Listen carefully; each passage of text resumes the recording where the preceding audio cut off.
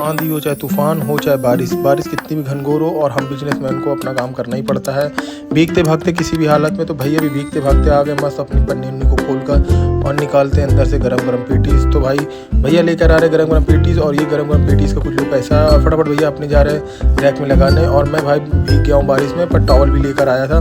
तो गाइस ये है पार्ट 2, और पार्ट 2 की शुरुआत करते हैं शॉप से ही।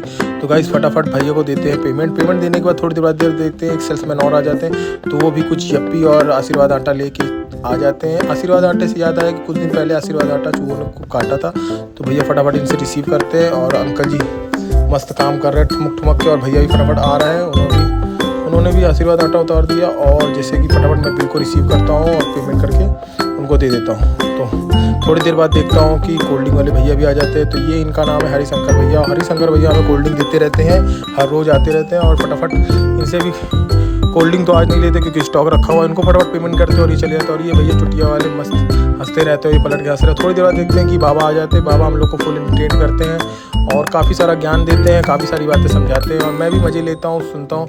और गाइस बाबा चाय की डिमांड करते हैं तो बाबा को मस्त चाय पिलाते हैं दूध वाली, और फटाफट इनके लिए चाय बनाते हैं। और चाय बनाने से आयत क्या है, बाबा अपनी कथा बाँच रहे थे और सुना रहे थे हमें कुछ ना कुछ, और हम लोग भी सुन रहे थे और तर्क वितर्क करते करते हम भी इनसे ज्ञान ले रहे थे। और भाई मस्त मैं भी थोड़ी देर इनकी बातें सुनने लगा, और थोड़ी देर चाय बनने लगी थी तब तक बाबा अपनी बातें बता रहे थे। और ये दीदी आ जाती है, इनको आशीर्वाद देते हैं, और भाई बाबा की चाय फटाफट रेडी हो गई। इनको चाय देते हैं, बिस्किट देते हैं, मस्त इनको खिलाते पिलाते हैं, क्योंकि ये संत महात्मा है, इनको खुश करना हमारा काम है।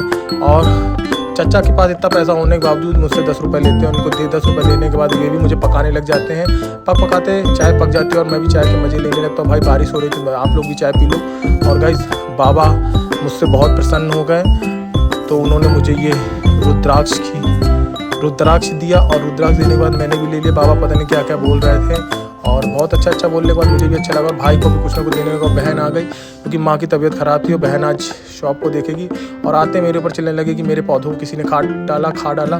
मुझे नहीं पता भाई किसने करा। फटाफट एक ऑर्डर आ जाता, मैं मैगी भी प्रिपेयर करने लग जाता हूँ। थोड़ी देर बाद देखता हूँ बाबा चमत्कार दिखाते हैं और मिट्टी को जला देते हैं, ये राख बना देते हैं। तो सब लोग देख रहे थे इनका चमत्कार, और मुझे दे रहे थे बड़ा आशीर्वाद। और उन्होंने दिया मुझे एक और चीज़, उसके बाद उनको मैं देता हूँ थोड़े बहुत पैसे जितनी मेरी औकात है। और अब मैं भाई जमात से लड़ने के लिए भी तैयार हूँ। और गाइस बाबा ने मुझे ऐसा आशीर्वाद दिया कि अब मैं अकेला जीत कर सकता हूँ। तो फटाफट बीच में मैं मैगी प्रिपेयर कर रहा था, और मैं एक मैगी का ऑर्डर आ गया था, और थोड़े बर्तन रह गए थे, तो गुड़िया आते ही धो दिए। और माँ की तबीयत जैसी कि ख़राब है, फटाफट पनीर मैगी रेडी हो जाती है, और मैं पनीर मैगी रेडी करके सीधे निकलता हूँ घर की ओर। घर निकलने से याद आया क्योंकि गाइस घर में बना था चावल सब्जी रोटी, और इसको खाने के बाद मैं फटाफट विश्राम भी करना है। तो गाइस मैं जाता हूँ सोने के लिए आज की